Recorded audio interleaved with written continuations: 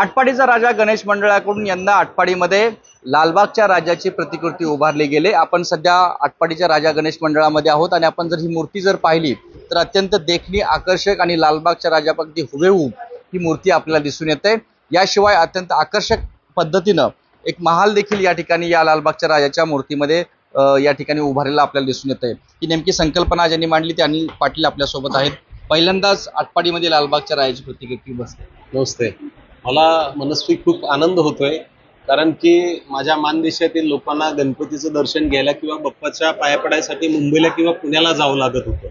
ह्या सगळ्या गोष्टी लक्षात घेऊन आम्ही लालबागच्या राजाची प्रतिकृती आटपाडी तालुक्यामध्ये सेम त्यांचा महाल आणि सेम मूर्ती बसवण्याचा प्रयत्न केलेला आहे आणि प्रचंड आमच्या तालुक्यातील लोकांमध्ये उत्साह आहे। माझ्या मायमाऊली माता भगिनी आणि सर्व माझे तरुण सहकारी प्रचंड गर्दी करतात, त्यामुळे मला खूप आनंद होतोय।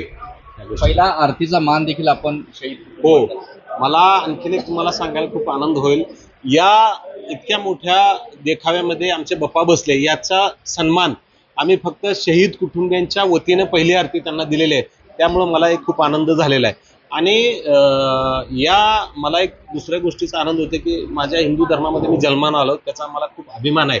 माझ्या हिंदू धर्माच्या देवी देवतांचं महात्म्य माझ्या येणाऱ्या पिढींना, माझ्या सर्व येणाऱ्या नवीन पिढीसाठी कळावं, हे एक माझं प्रामुख्य उद्देश आहे आणि सेवाभाव आहे। या तत्परतेने आम्ही काम करतो। तर आटपाडी नगरीमध्ये प्रथम असा पद्धतीनं लालबागच्या राजाची भव्य देखणी प्रतिकृती आणि आकर्षक पद्धतीचा महाल या आटपाडीच्या राजा मंडळाकडून उभारला गेला आहे।